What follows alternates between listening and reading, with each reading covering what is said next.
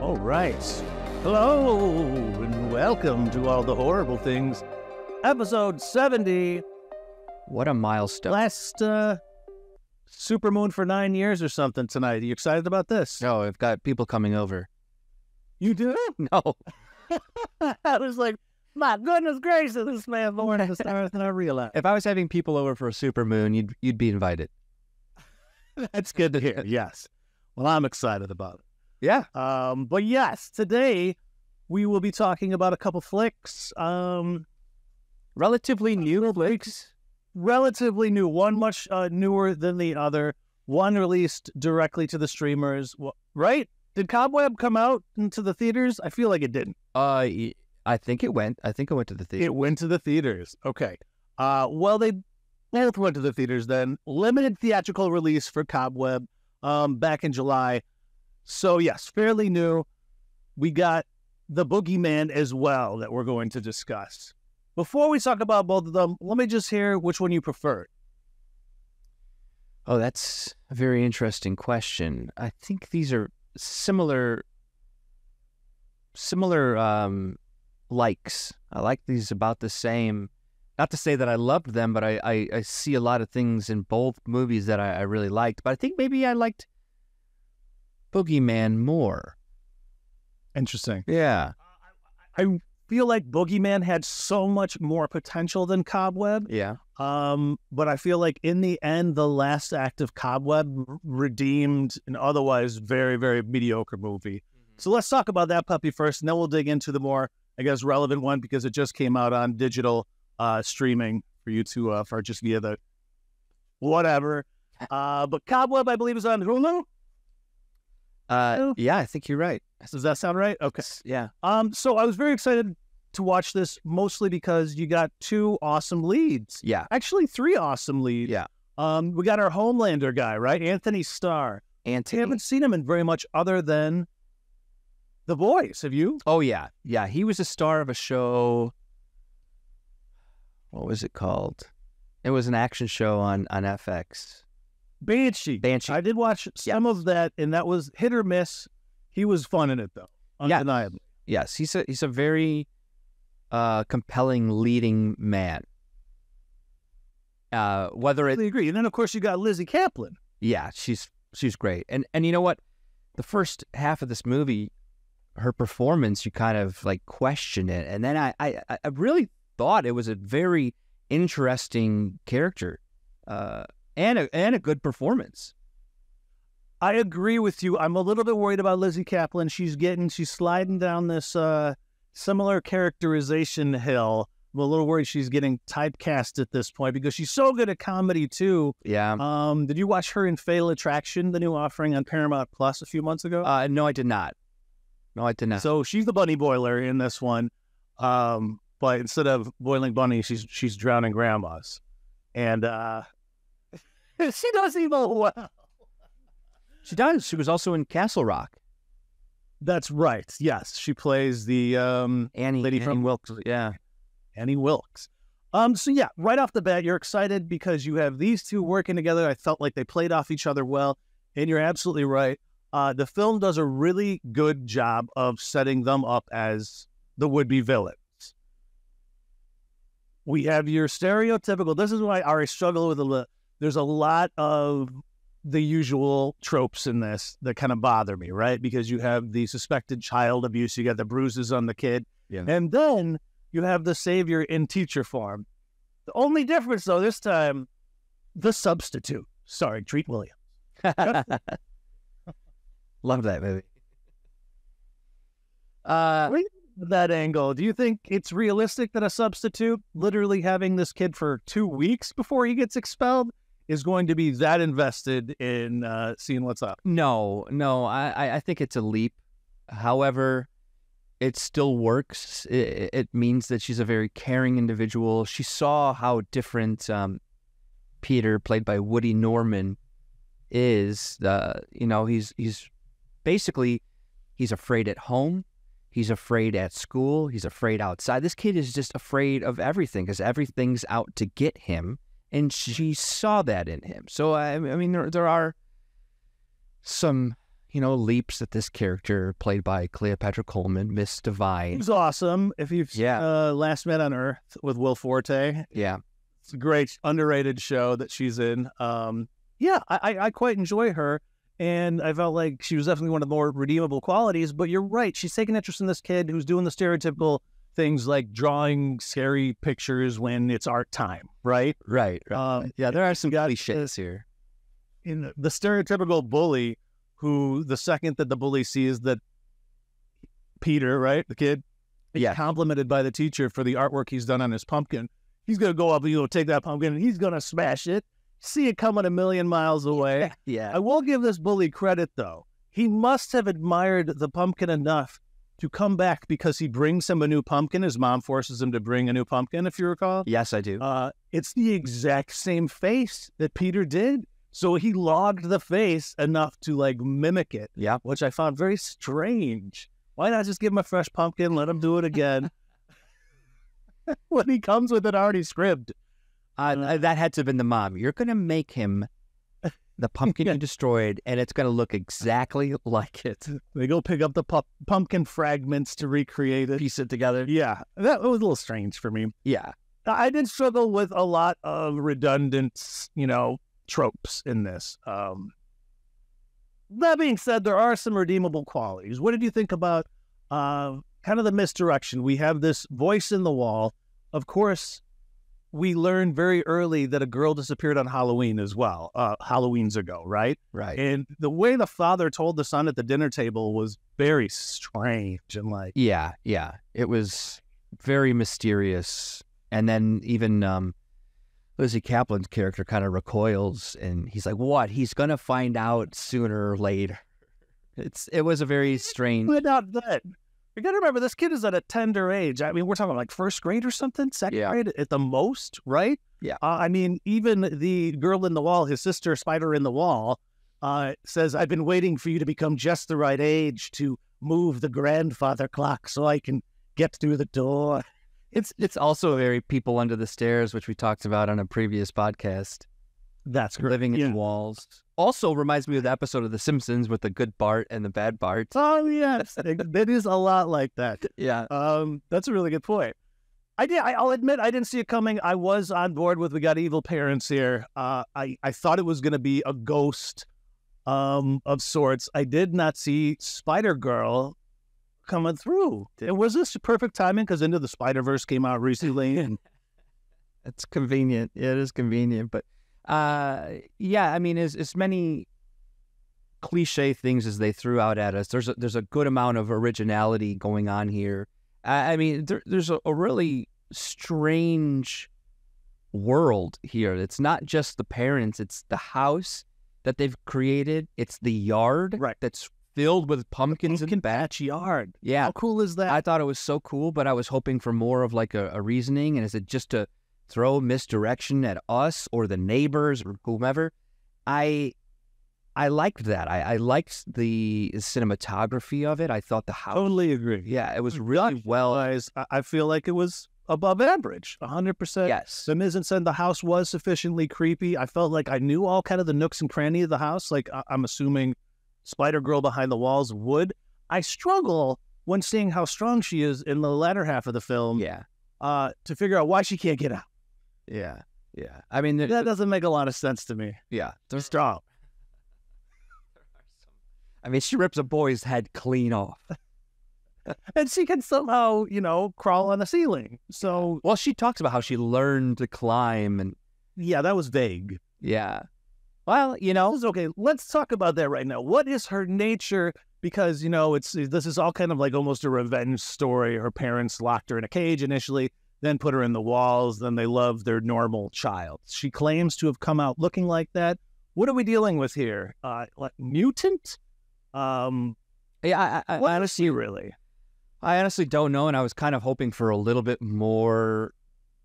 There is an origin story that she tells. However, it doesn't say why, why she came out this way, and the parents are so just disgusted that they lock her up in the basement and they create a pit. I mean, it's right. But they don't do that until she kills the trick-or-treater, right? I mean, that is the insinuation that she's responsible for having killed the trick-or-treater. And at that point, they put her in the wall? I'm forgetting a little bit on the timeline here because I think they were also just locking her up before that because the way she looked, they didn't want anyone to see her. And then she gets out for the trick-or-treater, and that's when they have to, like, put her in the basement. That was all unclear to me. I feel like that could have been explained a little further because I think you have to make the leap yourself that she was the reason that the trick-or-treater was killed years ago. Yeah. How old is she compared to her brother as well? This is something that's really unclear because if he knew nothing of her and he's in second grade now, so she's potentially 6 or 7 years older than him. Yeah. I think that's accurate. But I don't know. And there is missing information here. You almost want to do a prequel of the origin, like an actual, like, build us up to. Well, that's what I'm saying. I feel like they missed an opportunity to world build, ultimately. Yeah. I want to understand this. I mentioned Sweet Tooth to you before, but ultimately it's about babies that kind of are born as half-breeds of an animals, and human. I mean, if this is happening, it's like a horror version of that. That would be cool. If it's a world where we have these aberrations happening normally, but I guess just this anomalous nature of her and the way she looked just seemed so inhuman. You know, what did you think about the CGI? Sarah with an H. Well, talked about the silent H before, by the way. I'll tell you this much. I think that they did such a good job of not showing us anything until we actually see something that I kind of forgave some of the special effects because there are so many times where I'm like, oh my gosh, I want to see what she looks like. And I thought they did a good job of the suspense building there. Yeah, I agree. I mean, there was definitely, I would suggest watching this if you're a horror fan. I just feel like with the exception of that last sequence, it's slow and redundant in terms of horror. But I really did enjoy when she got loose. And I'm going to give it credit because the fact that he poisons his own parents, amazing. She talks him into killing his own parents. Yeah. That's something that's cool, and you don't really often see that angle taken. Correct. And they did a really nice, simple yet obvious later of when he's putting the poison down and he's like, it smells like cinnamon or something. Yeah. Some things seem sweeter than they really are. There was some funny lines that just got me. The bullies, especially at the beginning when they're like, they push him in the bus and they're like, you're going to get more at recess. And then he's like in class and that same little blonde jerk is all like, recess is coming. It's just like sometimes I got ripped off or ripped out of the film by kind of how silly some of the lines were. Yeah. But there were some sufficiently tense moments. One being when Miss Divine, the substitute, shows up and deals with his dad for the first time, carrying around a hammer and profusely. Yeah, and you kind of want to know what's going on. I mean, so you put together later that he's carpenter to some degree because he's doing a really good job of changing the layout of this house and building whatever tunnels and whatnot. But I was kind of curious, did he do that to himself or did the daughter do that? Did he get too close? That's a good question. The only thing that we see her actually kind of breach the walls is the hole in his room that they play a little catch through. Yeah. Right? Yeah. But yeah, that's too ambiguous for me. But I did find him very ominous in that moment. And at this point, I was still thinking, he's a murderer, right? This is either the ghost of the girl, their daughter that they killed is back there or whatever. So it had me there. It definitely had some very tense moments that kept me in it. I felt like the pacing was better than Boogeyman, which we're about to talk about here. Is there anything else notable for you in this one that you wanted to mention? No, it's something I'm going to pose the question after we talk about Boogeyman. But do you think this movie deserves a sequel? Would you see it and maybe build a franchise around this? The thing is, they would need to go that angle of these aberrant births, right? Yeah. And play the whole hybrid horror angle because they do start to toy with that. Because if you remember when the bullies show up and are all slaughtered at the end, they're all wearing animal nest. Yes. Right? Yes. So this is something that I feel like was just touched upon that really could be exploited in a way that would be a lot more fun than what we get. But, as a whole, it's very middling. It's very middling for me. It's not something I'm going to be watching anytime soon again, if ever. I agree. Although, like you said, if you're a horror fan, I think you need to see it. Especially when you're looking for stuff to watch, in the month of October, leading up to Halloween. I think you could put this on there as better than what you might think it is release. Yeah. I mean, I'd say this as a year overall has been not the best year for horror. I would say that there have been less sequels, which is great, and more original horror. That's fair. Yeah. But I hear you. I hear you. Not everything has been a home run. I mean, we've gotten some really good movies, but yeah. One last thing I just want to mention about it, other than I thought the dream was kind of fun. When he's like the dad's teeth chattering in the corner, and then the mom's in the hallway and she's doing like jazz fingers, I saw jazz hands. I didn't mind that, but there's this one little detail when he's woken up by the girl in the wall like the third time or whatever. On the clock, it's 12:51, and I don't know if you can like envision it in your head, but it's one of the digital clocks. But 12:51, like it's like a mirror image of itself, which is kind of spider-like. So I felt like of all the I don't know. I just, for some reason, I saw a spider within that time, which made me think it was consciously. I bet it was placed there. So I think it was thoughtfully created. Yeah. It's a little weird that it just so happened that night that he poisoned them with this rat poison. They were going to be having like the darkest, grossest looking soup ever to be able to hide it in that mud soup, and nobody would notice rat poison in it. Yeah. What did you do, Peter? I would say, as I asked you about a sequel, here's my pitch for a sequel, because there's a weird moment at the end of this movie where Peter does he live with this teacher now? Is he back still staying at this house because he should not be in this house anymore? And does the sister continue to live there? So a possible sequel would be really great is if a family moved into there who had no idea about all these hidden doors and stuff, and basically move into a living haunted house. I like that. I could see that working. So she'd have to come to the realization she can't go out. She's going to be killed if she goes out. She's stuck in this house. So lure in like a spider. You get stuck in its cobweb. Right. And maybe this one has grown a taste for blood or something. Oh, yeah.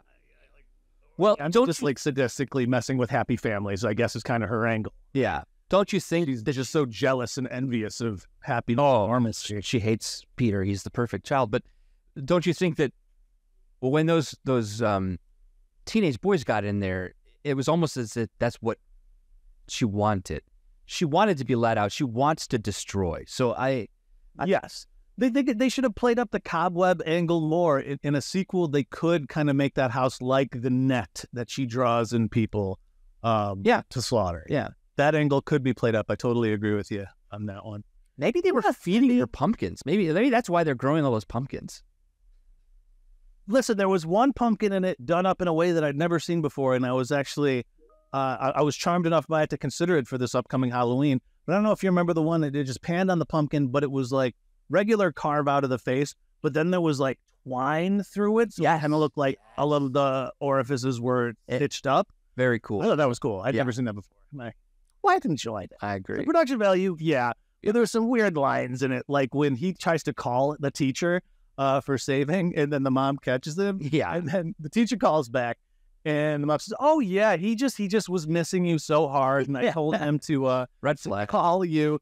But then he got nervous. He's standing here like a blushing bride. Yeah. Like, what are you saying to her right now? Yeah. Yeah.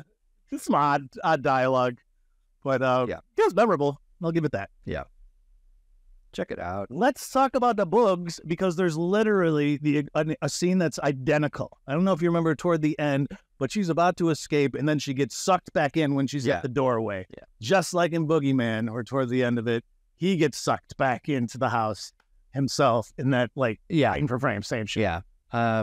Coincidental, I would imagine, or both filmmakers saw it from something else. However, the Boogeyman was directed by Rob Savage, who we love. Yes, who did Host. I also noticed that it was written by Beck and Woods. That writing too. That they write all horror movies right now. They wrote A Quiet Place. They wrote 65, which we reviewed not that long ago. They are kind of like in demand for writing horror. But I did not know the Stephen King story that this was based on. Did you? I haven't read it. No, absolutely not. But I did know going in that this was based on Stephen King. Yeah. Which, gave me high hopes. Absolutely. That being said, sometimes Stephen King is better on the page than adapted. Absolutely. I don't know if you read the weird story about how it was initially supposed to be, I think, released by Hulu too, which is interesting because they're so paint by the numbers horrors, both of them, I feel like. But they showed it to Stephen King before they were going to do that, and he was like, "This is so awesome, you got to put it in the theaters." So he gave them their blessing. I guess he feels like it's a faithful adaptation enough.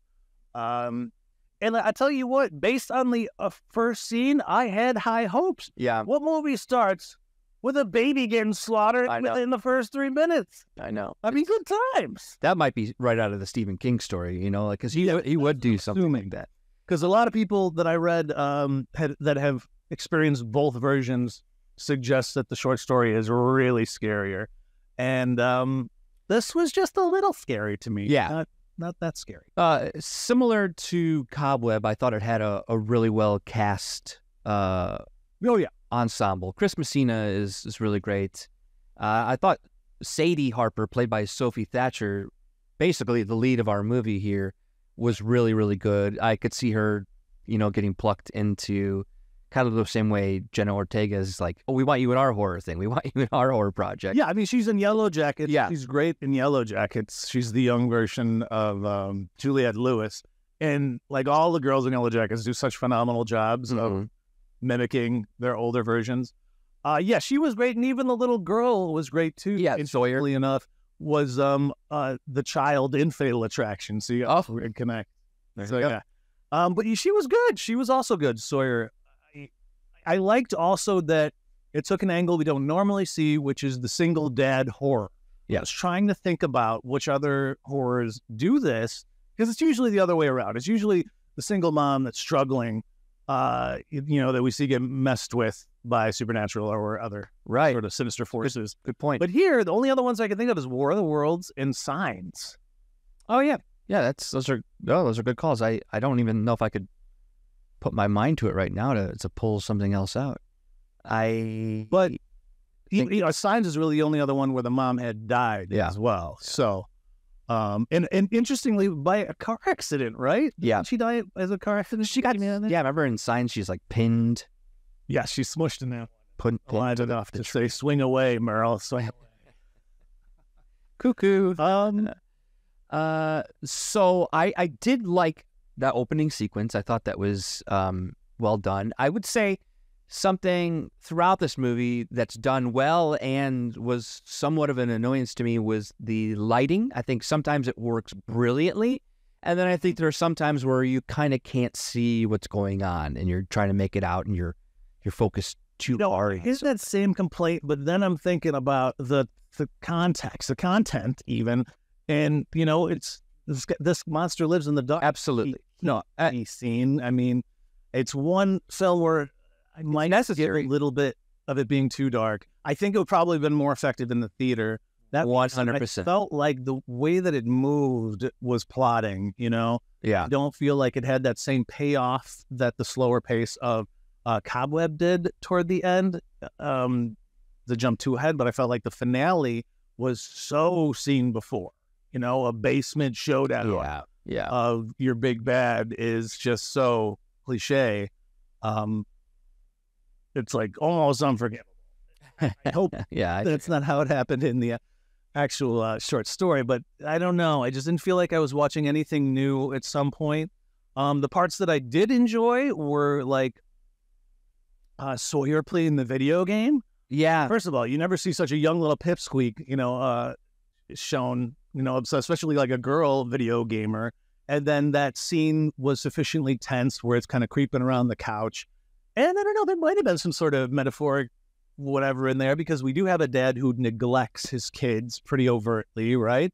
and he does kind of like push babysitting and the caretaking to these things like Dr. Weller, the psychiatrist, or video games. So, you know, when we finally get the payoff of the Boogeyman, like on top of the TV and then jumping at her, I enjoyed that. I thought there was some That was a fun scene. interesting ways of kind of like dealing with this like underlying deeper meaning, right? Which is ultimately grief. And that's something I actually wanted to big up Cobweb about, because it wasn't about grief. That wasn't the underlying issue, as I'm starting to feel like too many horror movies are using as a crutch lately. I completely agree, and it's becoming the most common trope. And I kind of wish that this was the end of it, because it's, I mean, not only a trope, but it's very easy. It's an easy thing to just kind of lean on. Although I will say the best performance in this movie was the character Lester Billings, played by David Dastmalchian. Yeah, Chicago boy. I thought his scene, you know, for being so short in this movie, was really well done, really well acted. And I liked the idea of him bringing this monster to the house and sort of leaving it there. I mean, Okay, you're absolutely right, and this is definitely one of the strong points of it. When Lester comes in there, first of all, it's super creepy in itself that he would just enter the house. Oh, right, yeah. Let yourself in. But then you have this Smile, like, in a lot of ways, I felt like this was more like Smile than anything we've recently watched. I felt like there was more overlay than certainly with Cobweb, because you have a chain link horror again here. Yeah, where you move, you know, your grief monster from one person to the next. But I completely agree. The fact that he then recorded the conversation with Lester, that, as you put it, was so well done, and just like the fear you could see in his eyes just with a door ajar. Oh, I know. Right? Because ultimately the premise of this, I'm sure, in King's head was like, you know what? I mean, it's a classic, experience for all kids to get weirded out by what might be behind that door in the dark, and you have your parents always be checking it. There is something to that. But a grown man being afraid of a door being opened, that's what makes it scary. Yes. That atop the drawing, because I was just licking my chops to see that drawing. Yeah. See it during the actual first meeting. Yeah. But I need to ask you, why does he then go upstairs and kill himself? What is this about? Okay. Here's my take on this. This man has been through a lot. We learn later that his wife is alive, and the house that he was living in was a living nightmare. But the thing that Lester Billings was looking for was for someone to believe him. And when he went to this new therapist, played by Chris Messina, he was hoping for one thing, just someone to like listen and understand. But he didn't get it. He basically catches Chris Messina on the phone, because he decides to then go kill himself. He realizes, I can't go to the police. I can't go to my wife. I can't go to a therapist now. It's not worth it. So he decides to take his own life. And that's my take on it. It could be different, but... Do you think he was on the run? Because the second that he does find out that Chris Messina's character is calling the cops to come over there, because he's worried this guy's a problem, you know, he finds out, he's like, is this my dead end? It could have been. It could have been. I mean, I'd like to think that the police would have picked him up, but I think, based on the house and the spray paint on it, murderers, I think that they were able to prove that they weren't guilty, and he was just looking for somebody just to talk to. Okay. This is something I wanted to ask you about as well. In terms, I felt like we were ripped off. This is one of the biggest things I think they missed out on, was letting us see the full suck of the Boogeyman, because it's established that the Boogeyman is essentially drains you, right? You said it was like a husk when Chris Messina's character. What happened to the latter two? Why didn't we ever get to see it actually happen? And why didn't it happen to that blonde bully who was just the biggest B word ever? You know, that we get the joy of in Cobweb, the bully bite it, right? But we do not get to see that horrible blonde friend get boogied. Yeah, we could have. I think it's because the Boogeyman was only preying on people who were vulnerable, and that girl's confidence was through the roof. I think that it can only really kind of go after the people, or maybe that's how it gets its jollies, right? So, but I agree. I mean, we do see Sadie on the ground and the like her life force being sucked out. Yes, the worms. Yeah. It just felt like that wasn't mentioned enough. It wasn't explicit enough that when that happened, you're kind of like, oh yeah, there was agreed. mention of I'm watching it. I'm like, sucking or whatever. did I miss something? Why is it pulling out these strings? That's really weird. And then her like one friend that actually liked her was a terrible friend too. Even to the point Bethany. where she's all, okay, we should be hanging out. She invites herself and then the two girls that hate her over to, Sadie's house. It's like, why don't you go to your house, invite her over instead of bringing the enemy through the gate as she did. Right. And then she ultimately gets pushed into the suicide closet.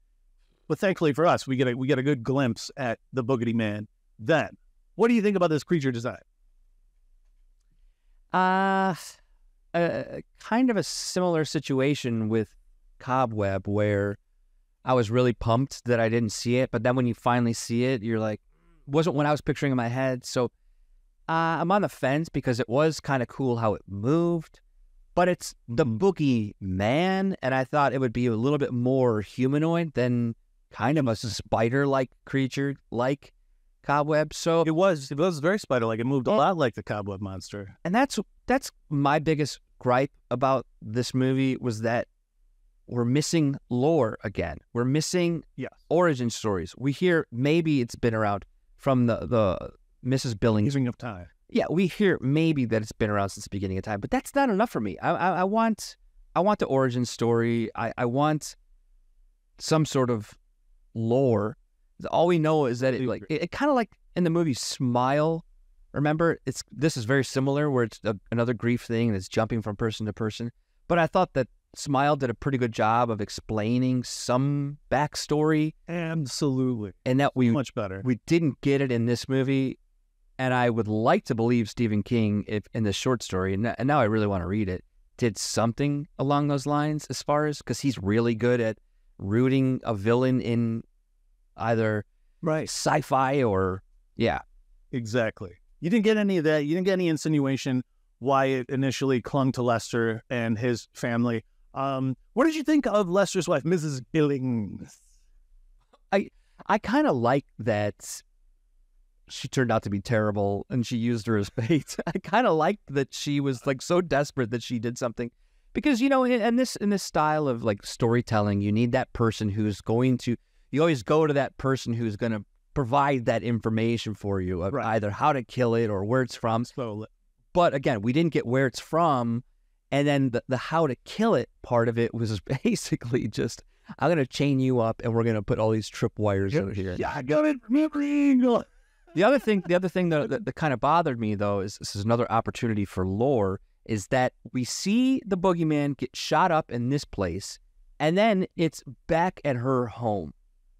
So I want to know. The movement of the Boogeyman is mysterious. Yeah. My only explanation for that is that it's attached to her. Yeah, but it's to Sadie, not anybody else in the family. Just going to slaughter the rest of them anyways. But I mean, I want to know that it can move through darkness like this, ironically, through the speed of light. I want to know that it can move quicker because it's dark, and if it was brighter everywhere, it wouldn't be able to. But we didn't even get that. So, yeah, I don't know. I was wondering about outside. Are you safe outside? Can it live in the shadows of trees? Right. Is the moonlight enough to deter it? So you're absolutely right. The mechanics, I guess, of its monsterdom is very unclear. A lot of missed opportunities. Even like the fact, I mean, you got cliches of her finding the video camera, and then you get to see her mom. But they made a very overt point of making her an Irish mom, first of all. Yeah, Tooralura Lura. And they all sing in the Tooralura Lura, which means, goodbye, I'll be seeing you in Gaelic. But there's no rhyme or reason. Rhyme or reason, I feel like. Right. It, could have been rooted in something. Give this more of a... cultural tradition, backstory. All right, but now it's an Irish folklore or something. Yeah. Yeah. This is either a liberty taken by the screenwriters, or this was in Stephen King's story, which I could see and just wasn't explained either. Right. Yeah. I mean, it just missed the mark in so many ways. And as you noted, Miss Billings was kind of fun in a way because at least we were getting out of their house for a little while. But like, there wasn't a lot of logic to what she was doing. Her whole house, even during the day, was boarded up. Everything was dark in there. Right. And then she had the fire hazard candles all over the ground that she used a blowtorch to start. It's just like, what is she doing? Right. It's a bit confusing. Like, trying to kill it. We learn later she's trying to kill it. So is that why everything's boarded up and she's constantly living in the dark? But how come it also hasn't just straight up killed her? Because you know that she's living with it like it's her roommate. That's something I don't understand as well, because at one point we learn that, oh, it's hungry again, or it's not full. Somebody says something along those lines. That's what Billings said. Oh, hurry, it's going to be hungry again. You're like, all right, what are you talking about? We don't know that information. About the soul-sucking stuff as sustenance. Or, don't put that stuff in there. Let it just be a blood-sucking, shadow monster without, I don't know. There was just holes galore. What did you think about Dr. Weller's therapeutic session with the dimming of the lights over time? To me, that seemed very unhealthy. It's the whole sink or swim mentality. Like, wait a minute. You have these shutters on your window that close like garage doors. And your therapy session is just going to be, we're going to throw you into it. We're going to throw you right. And it would be one thing, give me a cool, nice blue light because I'm scared of the dark. But no, she gives the blood red light so that when she sees the monster. What kind of therapist are you? Scarier. Are you a scare therapist? A scarapist? It doesn't make sense to me. At the end, the monster mimics Dr. Weller. Now, I liked that as an end. I liked that. It was very Blair Witch. The Blair Witch has the ability to use voices. And this is something we've seen in the movie. So we do at least know that. It wasn't just a surprise at the end. They peppered that throughout, mimicking the mother's voice and the terrible singer or whatever it is that the monster says. But I think that was a nice way of setting it up for a sequel, but do we need it? I don't think so. I'm just wondering, like, if you can't burn it to death, what there's nothing you can do. This thing is... it's Freddy Krueger, right? It's like burning it made sense to get rid of it. It really did. And of course, I think we'd be dissatisfied if they didn't give us some sort of little, cliffer. But it would have made sense if you could kill it with like ultraviolet light, much like you can do with a vampire. If it's living in the darkness, you should be able to kill it with light. What if it took like more overt vampire direction, give it a little bit more clarity? Because I'm not sure how corporeal it is. If it's bleeding, but then as soon as you put on a light on it, it just completely vanishes. Suspend our disbelief, I guess, if you will. That's what you think about at the very end, the girl wrapping herself in Christmas light. I always think that she needed some of those like LA Gear flash shoes. Yeah. She'd be set. Well, if it was just a design to knock over a box, I mean, it served its point, but I will say it was effective direction from the director that we're going to be able to illuminate the scene with these Christmas lights. And the literal tension of the good. Yeah. It was a tense moment. But the thing that I would really like to see is if they were to do this same problem as Cobweb. We need more lore. We need backstory. So if you're going to do this, you have to either do more flashbacks or prequels. I don't know. I agree. It's forgettable for me. They're 2.5 stars. The most. I can't recommend them unless you're a huge horror fan. And I guess I could recommend them just because there has been a dearth of really good horror this year, as noted before. Right. And I feel like we're scrounging for these middle grounders, not getting like the solid scares that we normally would quantity wise. Yeah. And even Talk to Me, looking back upon it, it frustrates me a little bit more than it did at first. But it was still one of the best of the year, despite all the frustrations. So I don't know. Do you think it was smart to release this one in the theater the same weekend as Into the Spider-Verse and one weekend after Little Mermaid? Yeah, it's a different audience. I mean, your horror fans do like to see horror in the summer, but you think most of these films that are released in the summer only do well or find success with digital releases, especially building up towards Halloween. Now, the thing that I could say about both of these movies is that I don't know how effective their jump scares really were. And I really think there's one good one in Boogie. I was just about to mention one good one in Boogeyman where it's a hallucinatory moment, but it was when she comes home, storms in the door, and she hears her sister in the distance, and she gets into her own bedroom and shuts the door, and then the Boogeyman bursts through the door, and she inhales it. Yeah. And then she wakes up in her bed, and apparently that's the moment that the Boogeyman put the tooth in her. Yeah, it's we see him like jump down her throat, and then we see her throw up the tooth, which is not scary, just gross. Yeah, I thought it was gross too. I mean, what are they going for? Like deeper meaning wise, it's like, okay, it's very overtly coming of age. If this was going up, you got to break your shell. So if this was a scary Tooth Fairy movie, that would be creepy. That would have made putting the teeth back. You know what's really scary? Have you ever seen those like 3D sort of vivisected models of a child's skull where they have both rows of teeth there? Oh, like yeah. Monster themselves. Yeah. That's so, terrifying. The kids are little monsters. There's the Boogeyman. Yeah. Oh, yeah. Very average. And I'm really hoping we run into some better horrors. Yeah. And I think we do have a handful coming out and as we're gearing up towards the spooky season here. I think we're in for a treat. No tricks. I sure hope so. Well, that's all I got, unless you got something else for our beloved listeners. Yeah, I mean, watch them, don't watch them. It's okay, but you know, they still really do have some fun moments. So they do have some fun moments and some fun characterizations and some decent performances. Yes, you know. Yeah, I think they're. If you're hungry for a quick mindless scare, go for these. But if you're looking for elevated horror, these are not that. Not so much. Well, thank you, friends, and until the next time, stay alive.